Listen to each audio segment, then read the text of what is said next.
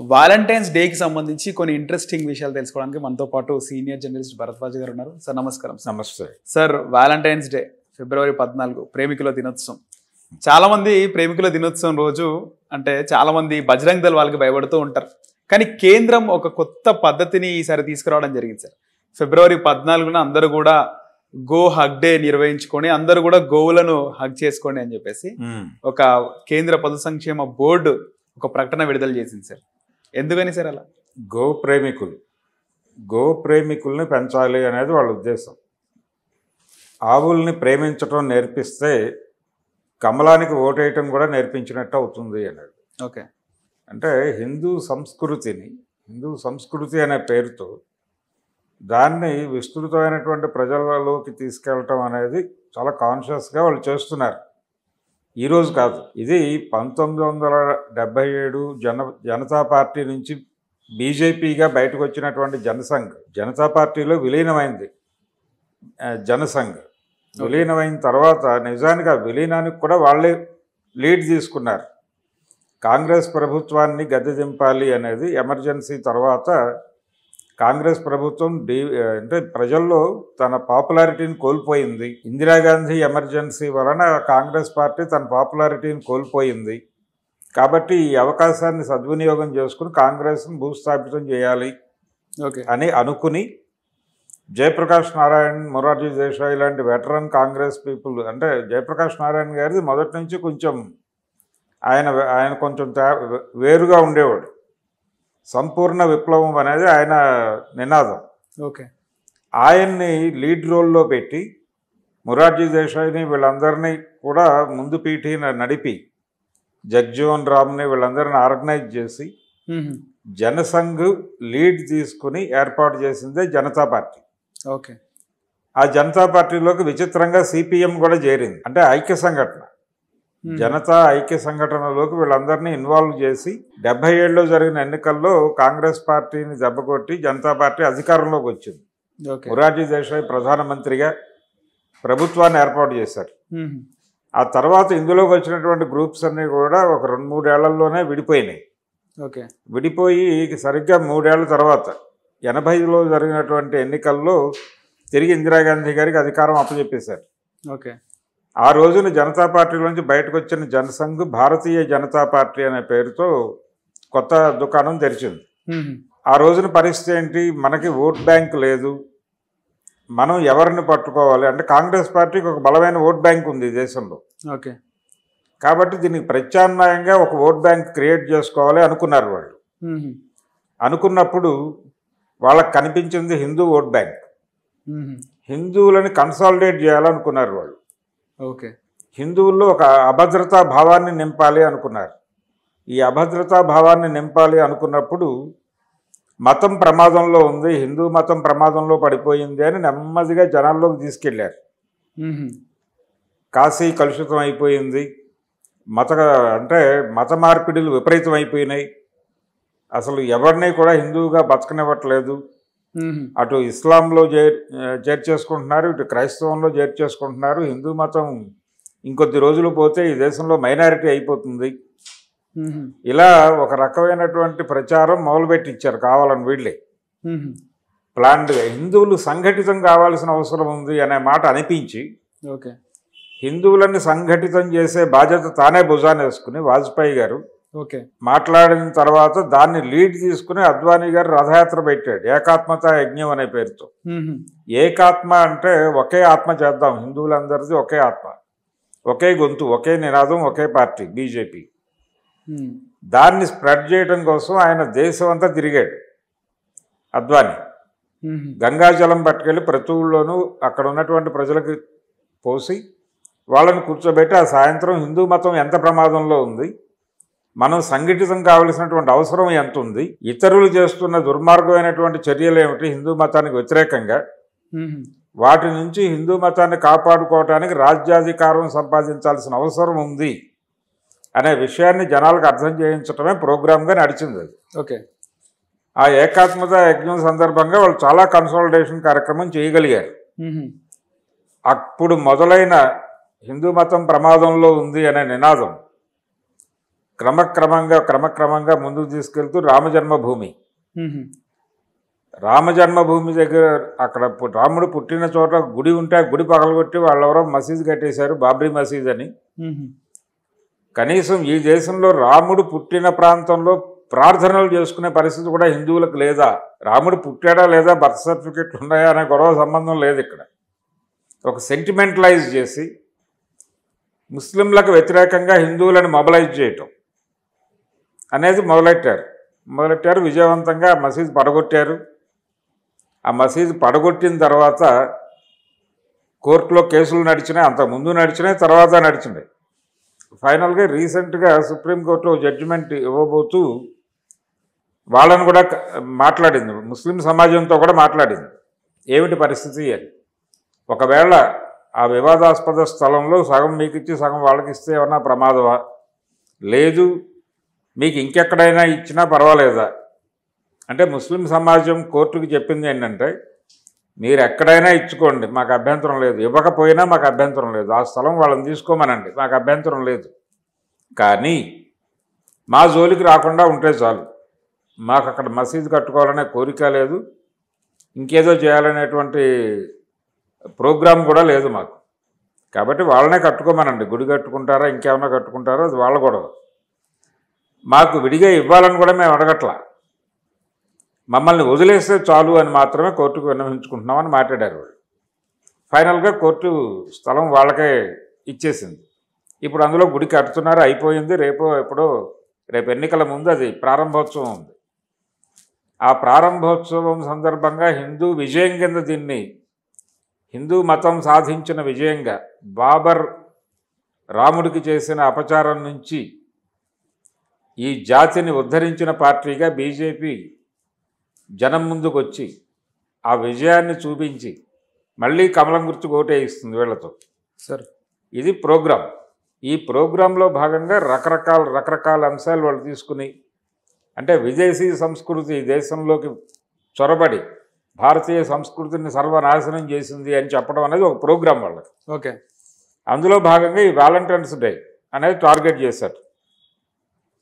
ఇద్దరు ప్రేమికులు ప్రేమించుకోవడం తప్ప అనేది క్వశ్చన్. ఇక్కడ ఎవరు ఎవరిని ప్రేమిస్తున్నారు, ఎందుకు ప్రేమిస్తున్నారు అనేది వ్యక్తిగత వ్యవహారం. ప్రేమ అనేది రకరకాలుగా ఉంటుంది, రకరకాల పద్ధతుల్లో నడుస్తుంది. కాబట్టి పార్కుల మీద దండయాత్రలు చేయుట, పార్కుల్లో కనిపించిన జంట కల్లా పెళ్లి చేయటం అనేది సాంప్రదాయం. అంటే మేము సాంప్రదాయాన్ని తిరిగి పునరుద్ధరిస్తున్నాం. భారతదేశంలో సాంస్కృతిక వినాశనం జరిగిపోయింది, మేము ఈ సంస్కృతిని తిరిగి కాపాడటానికి మేము కష్టపడుతున్నాం, కంకణం కట్టుకుని పనిచేస్తున్నాం, ప్రతి పార్కుకి పెడుతున్నాం, ఆ పార్కులో కలిసి కనిపించిన ప్రతి జంటకి పెళ్లి చేసేస్తున్నాం. ఆ జంట ఎవరో ఏమిటో తెలియాలి కదా. అవును సార్, ఆ జంట ఎవరో తెలియాలి, వాళ్ళు ఎందుకు కలిసి ఉన్నారో తెలియాలి, మాట్లాడుకోవటానికి ఏదన్నా విషయం మీద పర్సనల్గా కొన్ని అభిప్రాయాలు ఇచ్చిపుచ్చుకోవటానికి తెలుసుకోవటానికి ఎవరన్నా కూర్చున్నారనుకోండి, ఇద్దరు ఫ్రెండ్స్ అక్కడ, అందులో ఒక ఆడ మగ ఉన్నారనుకోండి ఆ ఫ్రెండ్స్లో, ఈలో బజరంగ దళ వాళ్ళు వచ్చేసి పెళ్లి చేసేస్తే ఏంటి పరిస్థితి? అతనికి విడిగా ఇంకొక ప్రేమ ఉంటుంది, ఇంకో పెళ్ళి ఉంటుంది, ఈ అమ్మాయికి విడిగా ఇంకో ప్రేమ పెళ్ళో ఉంటుంది. వీళ్ళు వినే పరిస్థితుల్లో కూడా ఉండరు. ముందు తాళి కట్టు అని చెప్పి ఇటు జేబులోంచి తాళి తీసి కట్టు అని చెప్పి మెడ మీద కొట్టేస్తాడు. దౌర్జన్యమే. నువ్వు అమ్మాయిని తీసుకుని పార్కుకి వస్తావా, పార్కుకి వచ్చావు కాబట్టి తాళి కట్టు అంటే తర్వాత ఏంటి గొడవ? ఇవేవి పట్టించుకోరు వాళ్ళు. సంస్కృతి పరిరక్షకులుగా ప్రపంచం ముందు వాళ్ళు ఫోకస్ అయిపోవాలి. భారతీయ సంస్కృతి సర్వనాశనం అయిపోయింది, వీళ్ళు కాపాడుతున్నారు, కమలం గుర్తుకు మనం ఓటేయాలి. ఇది జనంలోకి ఇంజెక్ట్ చేయడం కోసం చేస్తున్న ప్రోగ్రాం ఇది. ఓకే, అందులో భాగంగానే పార్కుల మీద దాడులు చేస్తారు. ఇది మొన్నటిదాకా హిందుత్వ పెరుగుతున్న క్రమంలో అనేక సంఘాలు పెట్టింది. గాయత్రి మండల్ అని ఒకటి, అలాగే గాయత్రి మహిళా విభాగ్ అని ఒకటి, ఇలా రకరకాల పేర్లు. బీజేపీ అంటే మోడీ అధికారంలోకి రావడానికి ముందు కనుక చూస్తే దాదాపు అన్ని గోడల మీద వాళ్ళ నినాదాలే ఉండేవి దేశం మొత్తం మీద. ఒక ఆంధ్ర తెలంగాణ మాత్రమే కాదు, ఓకే, దేశంలో ఏ ఫ్లైఓవర్ అన్నా వాళ్ళ స్లోగన్స్. హిందువుగా జీవించు, హిందువుగా మరణించు. ఇలాగా ఈ దేశంలో ఉండాలంటే వందే మాత్రం పలికి తీరాల్సిందే. అని ఒక గోడ మీద ఇలా రకరకాల నినాదాలు, ఇది రకరకాల పేర్లతో. మీరు వివాహేతర సంబంధాల దాకా వెళ్ళి గోడల మీద రాశారు వాళ్ళు. అంటే దాంపత్యాన్ని నాశనం చేస్తున్నారు, పెళ్లి అనే వ్యవస్థను నిర్వీర్యం చేస్తున్నారు, ఇలా ఇష్టం వచ్చినట్టు మాట్లాడటం అనేది జరిగింది. ఇదంతా కూడా హిందుత్వ సంఘాల పేరుతో జరిగేది. ఇప్పుడు విచిత్రంగా ఫస్ట్ టైం ప్రభుత్వం అంటే బీజేపీ గవర్నమెంట్ వచ్చిన తర్వాత కొన్ని వాళ్ళ నిర్ణయాలు అలాగే ఉన్నాయి. హిందుత్వ ప్రమోషన్లో భాగంగానే వాళ్ళ నిర్ణయాలు జరుగుతున్నాయి, ఆ పనిలో ఉన్నారు. అయితే అంత మాత్రం చేత వాళ్ళు ఏదో హిందూ మతరాజ్యం పెట్టాలనేది వాళ్ళ ఉద్దేశం కాదు. వాళ్ళ ఉద్దేశం ఈ దేశంలో హిందువుల పేరుతో జనాలందరినీ మా వెనకాల పెట్టేసుకుని, అంటే బీజేపీ వెనక్కి మొత్తం జనాలు చేరేటట్టుగా చేసి, ఇంతమంది మద్దతు ఉంది మాకు, ఇంతమంది మా వెనకాల ఉన్నారు అని చెప్పి కార్పొరేట్ శక్తుల్ని వశం చేసుకుని వీళ్ళందరితో వాళ్ళకు ఉడిగం చేయించడం అనేది ప్రోగ్రాం. ఈ దేశంలో దాదాపుగా ప్రభుత్వ రంగ సంస్థలన్నిటినీ కూడా ప్రైవేటైజ్ చేసేస్తున్నారు చాలా వేగంగా, కాంగ్రెస్ కంటే వేగంగా చేస్తున్నారు. కార్పొరేట్ శక్తులకి ఈ దేశంలో ఉన్నటువంటి అడవులు అన్నీ దారాదత్తం చేసేస్తున్నారు, అదానీలకి వీళ్ళకి. చేసిన తర్వాత ఈ కంపెనీల్లో పనిచేయడానికి ఎంతమంది హిందువులు ఉన్నారు మన దగ్గర, మన దొడ్లో, మన బంధువుల దొడ్లో వీళ్ళు పనిచేస్తారు అని చెప్తున్నారు. ఈ పని చేసే క్రమంలో వీళ్ళకి చెందాల్సినటువంటి సామాజిక సంపదని కార్పొరేట్ కంపెనీలకు ఇచ్చేసి వీళ్ళు ఏం చేస్తున్నారు, కార్పొరేట్ వెంచర్లు వేసి మీరు ఉద్యోగాలకు పనిచేయండి, జీతాలు తీసుకోండి, ఆ జీతంలో కొంత మళ్ళీ వాడి వెంచర్లోనే పెట్టుబడిగా పెట్టి స్థలాలు కొనుక్కుని బతకండి. ఇట్లా జనాల్ని చావుగొట్టేస్తున్న సందర్భం నడుస్తోంది ఓ పక్కన. వీళ్ళ ఉద్దేశం మతరాజ్య స్థాపన కాదు, మతం పేరుతో ఓటర్లను కన్సాలిడేట్ చేసి తమ వెనకాల పెట్టుకోవటం. అందుకు అవసరమైనటువంటి ఏ చర్యనైనా నిర్మోహమాటంగా చేస్తున్నారు వాళ్ళు. ఆ నిర్మోహమాటంగా చేస్తున్న దానిలో భాగమే మీరు చెప్తున్నటువంటి గోహగ్, గోప్రేమికులు. గోహగ్ అంటే గోహగ్ డేగా ప్రకటించండి వ్యాలంటైన్స్ డే అనేది వీళ్ళ ఉద్దేశం. ఈ వ్యాలంటైన్ అనేవాడు ఎక్కడి నుంచి వచ్చాడు, వాడి కథ ఏంటి, ఇక్కడ కాదు కదా, వాడెవడో వేరే దేశం వాడు, వేరే సంస్కృతికి చెందిన వాడికి ఇక్కడేమిటి ప్రభావం, ఎందుకు మర్యాద, వాడికి ఏమిటి దక్కాలి, ఇక్కడ ఎందుకు దక్కాలి? మనకి ఆవు ఉంది, ఆవును ప్రేమించండి, ఆవును ప్రేమించడం ద్వారా హైందవ ధర్మాన్ని ప్రేమించండి, హైందవ ధర్మాన్ని ప్రేమించడం ద్వారా హైందవ ధర్మం ప్రమాదంలో ఉందని తెలుసుకోండి, వాలంటైన్ అనేవాడి ద్వారా ప్రమాదంలో ఉందని తెలుసుకోండి. తెలుసుకుని ఆవుల్ని కావలించుకుని హిందూ మతం ప్రమాదంలో ఉందనే విషయం తెలుసుకుని మీరు వెళ్ళి బ్యాలెట్ బాక్స్ ముందు నిలబడి కమలం గుర్తుకు ఓటేయండి. ఇది స్కీమ్. ఈ స్కీమ్లో భాగంగానే ఈ గోహగ్ డేగా గవర్నమెంట్ ఆర్గనైజేషన్ అంటే ఒక ప్రభుత్వ విభాగం ప్రకటించడం అనేది, ఇది లౌకిక రాజ్యాంగం. అవును సార్, భారతదేశంలో లౌకిక రాజ్యాంగం ఉంది. లౌకిక రాజ్యాంగాన్ని ఇంకా రద్దు చేయలే. ఈ దేశంలో లౌకికత అంటే ఏమిటి, అన్ని మతాలకి సమాన ఆదరణ ఉంటుంది అనేది, అన్ని మతాలని సమానంగా చూస్తుంది ప్రభుత్వము అని, పాలకులు సమానంగా చూస్తారని రాజ్యాంగంలో రాసుకున్నారు. రాజ్యాంగంలో ఒక సవరణ ద్వారా ప్రవేశపెట్టారు దాన్ని. ఇప్పుడు ఆ సవరణ లౌకిక అంటే సెక్యులర్ అనే పదాన్ని తీసేద్దాం అనేది వాళ్ళ ఉద్దేశం. ఆల్రెడీ రెడిక్యూల్ చేస్తూ మాట్లాడటం అనేది చాలా కాలం క్రితమే హిందుత్వ శక్తులు మొదలుపెట్టినాయి. కుహనా సెక్యులరిస్టులు, కుహనా లౌకికవాదులు అనే పదాలను విపరీతంగా ప్రమోట్ చేశారు వాళ్ళు. విపరీతంగా ప్రమోట్ చేసి హిందూ మతం ప్రమాదంలో ఉంది, ఈ కుహనాగాళ్ళందరూ ముస్లిం తొత్తులు, వీళ్ళకి క్రైస్తవము ఇతర మతాల నుంచి డబ్బులు వస్తాయి, వీళ్ళు అక్కడి నుంచి డబ్బులు తెచ్చుకుని ఇక్కడ లౌకిక కబుర్లు చెప్తూ ఉంటారు అని చెప్పి ఇష్టం వచ్చినట్టు రెచ్చిపోయి మాట్లాడిన సందర్భం మనకు తెలుసు. చాలా బహిరంగంగానే మాట్లాడతారు వాళ్ళు, ఏమీ మొహమాట పడరు, దాచుకోరు. ఇటువంటి కండిషన్స్ ఉన్నాయి ప్రపంచంలో, భారతదేశంలో. అందులో భాగంగా ఇప్పుడు వాలంటైన్స్ డే సందర్భంగా మీరందరూ వెళ్ళి ఆవుల్ని కావలించుకుని, ఆవులకే మీరు కట్టదలుచుకునేవి ఏమైనా ఉంటే కట్టి, ప్రతి ఒక్కడు సెల్ఫీ దిగి ఆవుతో సామాజిక మాధ్యమాల్లో మీరు పోస్ట్ చేయకపోతే మిమ్మల్ని దేశద్రోహులుగా ప్రకటిస్తామంటే ఏంటి పరిస్థితి? అంటే ఒక గవర్నమెంట్ ఆర్గనైజేషను లౌకిక రాజ్యాంగం అమలులో ఉన్నటువంటి దేశంలో ఇలాంటి పిలుపు ఇవ్వడం ఎంత దుర్మార్గం. అంటే కోవిడ్లో ఇచ్చిన మాదిరిగా, కోవిడ్లో ఇచ్చారు కదా సార్, గంట కొట్టండి దీపం పెట్టండి, గంట కొట్టండి దీపం కొట్టండి అన్నీ సరే, అదొక గొడవ. కానీ వీడు పిలుపునిస్తున్నాడు, ప్రతి ఒక్కడు ఆవును పట్టుకోవాలని. ప్రతి ఒక్కడు, భారతదేశంలో పుట్టిన ప్రతి ఒక్కడు. అది ఇచ్చింది ఏది? ప్రభుత్వ శాఖ, ప్రభుత్వ పశుసంవర్ధక శాఖ నుంచి ఆ నినాదం వచ్చిందంటే ఈ దేశంలోని ముస్లింలు కూడా వెళ్ళి ఆవులను కావాలించుకుని సెల్ఫీ దిగాల. ఇప్పుడు ఏమనుకుంటున్నారు వీళ్ళు? మీరు రాజ్యాంగాన్ని మార్చేయండి. మీరు ఎలాగో తిడుతున్నారు కదా, లౌకికవాదాన్ని తిడుతున్నారు, మీరు కుహనాగాళ్ళు అని తిడుతున్నారు. సూడో సెక్యులరిస్టులు అనే పదాన్ని చాలా విపరీతంగా వాడారు. కాబట్టి మీరు హ్యాపీగా రాజ్యాంగాన్ని మార్చేయండి, ఇది హిందూ రాజ్యాంగము అని చెప్పి మీరు మీ పద్ధతుల్లో ఆవులను కావలించుకోవాలి, ఆవులతో సెల్ఫీ దిక్కపోతే మీరు దేశద్రోహులు, ఇవన్నీ మీ సిద్ధాంతాలన్నీ పెట్టుకోండి.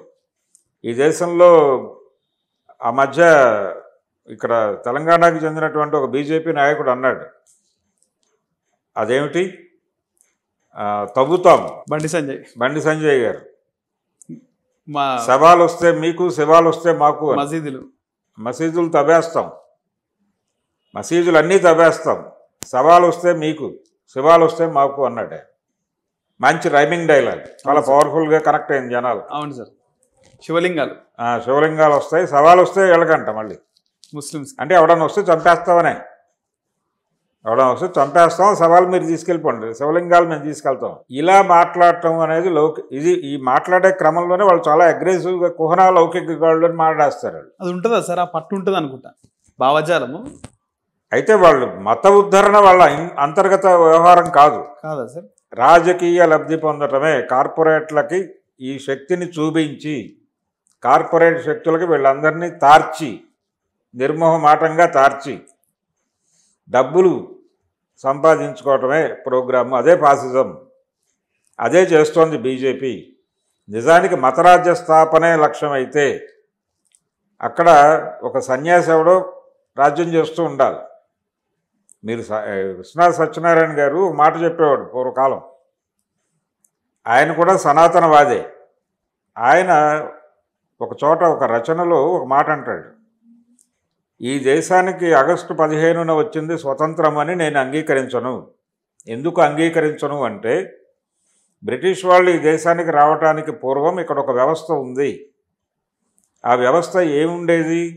భూమి మొత్తం రాజుకు చెంది ఉండేది. ఊళ్ళో ఎవరికైనా పెళ్ళైతే ఆ పెళ్ళైనటువంటి పిల్లవాడికి గ్రామాధికారి చెప్పేవాడు, ఇదిగో పలానా చోట ఒక అరెకరం పొలం ఉంది, నువ్వు దాన్ని దున్నుకుని నీ పెళ్ళాన్ని పోషించుకుని పండిన పంటలో ఇన్నో వంతు పన్నుగా కట్టు అని చెప్పేవాడు. పంట పండినా పండకపోయినా కట్టడం కాదు, పంట పండితే పండిన పంటలో ఇన్నో వంతు పన్నుగా కట్టు, మిగిలిన డబ్బులతో నీ సంసారం గడుపుకో అని ఇచ్చేవాళ్ళు. ఎవరికీ హక్కులు లేవు. అలాంటి సందర్భం నుంచి తర్వాత రోజుల్లో హక్కులు పుట్టుకొచ్చినాయి, పట్టాలు పుట్టుకొచ్చినాయి. ఎప్పుడైతే పట్టాలు పుట్టుకొచ్చినాయో కబ్జాలు మొదలైనవి, సర్వనాశనం అక్కడి నుంచి మొదలైంది, రెవెన్యూ విధానం నుంచి మొదలైంది అంటాడు ఆయన. అది సబబు అని నేను అంటలా, కానీ ఆర్గ్యుమెంట్ చెప్తున్నా. ఇలా చెప్పి మళ్ళీ ఆ రాజ్యం వస్తే అప్పుడు నేను స్వతంత్రం అంటా దీన్ని. అలా కాకుండా బ్రిటిష్ వాళ్ళు ఏ పద్ధతులు అయితే చేశారో ఆ పద్ధతులనే కొనసాగిస్తూ దీన్ని స్వతంత్రం అనుకోమంటే నేను ఎలా అనుకుంటాను అన్నాడు. కనీసం అక్కడ కొంత నిజాయితీ ఉంది. ఈ దేశంలో ధర్మం తిరిగి వెనక్కి రావాలనే నిజాయితీ ఉంది విశ్వనాథ సత్యనారాయణ గారిలో. ఈ బీజేపీ వాళ్ళలో అది కూడా లేదు. వీళ్ళు చాలా నిస్సిగ్గుగా తీసుకెళ్ళి కార్పొరేట్ కంపెనీలకు ఊడిగం చేయిస్తారు ఈ జనాలతో. ఓకే, హిందూ మతం అనేది తెలుసుకోవాల్సిన విషయం ఏంటంటే, మతం ప్రమాదంలో లేదు, మతం ప్రమాదంలో ఉందని వీళ్ళు ఊదర కొడుతున్నారు, వీళ్ళందరినీ లాక్కెళ్ళి అక్కడ కట్టేస్తున్నారు. ముందు ఆ బంధువుల దొడ్లో నుంచి హిందూ మతాన్ని కాపాడుకోవాలి. బీజేపీ అనే బంధువుల దొడ్లో నుంచి హిందూ మతాన్ని కాపాడుకోవడానికి ఏం చేయాలో ఆలోచించాలి. ఇలా ఆలోచించకుండా ఉంటే ఈ వ్యాలంటైన్స్ డే సందర్భంగా ఆవులకి, అలాగే రేపొద్దున ఇంకేవైనా కూడా పిలుపులు ఇచ్చే అవకాశాలు ఉన్నాయి. మీరు ఏ మతం వారైనా మీరు భారతీయులు కాబట్టి భారతదేశంలోనూ పుట్టిన ప్రతోడు గాయత్రి మంత్రం చెప్పాలి అన్నాడు అనుకోండి, ఏంటి పరిస్థితి? ఇక ఈ మిగిలిన మతాలు ఈ దేశంలో ఉండొద్దనేగా. మీరు అది పలకడం ఇష్టం లేకపోతే ఈ దేశం వదిలేసి వెళ్ళిపోండి. ఇప్పుడు ఈ దేశంలో ఉండాలంటే వందే మాతరం అనాలి అన్నారు ఆ మధ్య. ఈ దేశంలో ఉండాలంటే గాయత్రి మంత్రం చెప్పాలా అన్నాడు అనుకోండి, ఏంటి పరిస్థితి? లేదా బలానా మంత్రం చెప్పాలి అన్నాడు అనుకోండి. నువ్వు భారతీయుడు అయితే, భారతీయత అనేది హిందుత్వాకి పర్యాయ పదంగా మార్చి పడేశారు. ఇండియన్ అంటే వాడు హిందూ అయి ఉండాలి, హిందుత్వ అయి ఉండాలి, ఇక వేరే సవాలే లేదు అనే పరిస్థితికి వెళ్ళిపోయారు వాళ్ళు. ఈ పరిస్థితి ముదిరి ఇచ్చిన పిలుపది ప్రభుత్వ శాఖ. ఓకే, ఇది సెక్యులర్ స్ఫూర్తికి, రాజ్యాంగంలో ఉన్నటువంటి సెక్యులర్ స్ఫూర్తికి పూర్తి స్థాయిలో విఘాతం. రాజ్యాంగాన్ని తొంగలో తొక్కిచ్చిన పిలుపది. కాబట్టి రాజ్యాంగ ప్రేమికులు దీని మీద సీరియస్గా రియాక్ట్ అయ్యి ప్రభుత్వానికి వ్యతిరేకంగా పోరాడాల్సినటువంటి అవసరం ఉంది. లేదంటే ప్రభుత్వం నిస్సిగ్గుగా సెక్యులర్ అనే పదాన్ని తీసేసి ఇది మత రాజ్యము, ఇది హిందూ రాజ్యము, హిందూ మత ధర్మాల ప్రకారం ఇక్కడ రాజ్యం నడుస్తుంది, మిగిలిన వాళ్ళు ఎవరన్నా ఉంటే సరెండర్ అవ్వండి లేదంటే పారిపోండి అని పిలుపునివ్వమనండి. మోడీ గారిని నిరభ్యంతరంగా గౌరవిస్తారు ప్రజలు.